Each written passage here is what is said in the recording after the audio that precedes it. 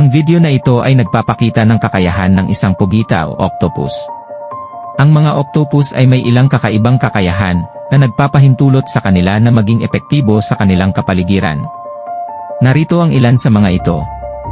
Camouflage, kayang magpalit ng kulay at texture ang balat ng octopus, na ginagamit nila para magtago at makaiwas sa mga panganib.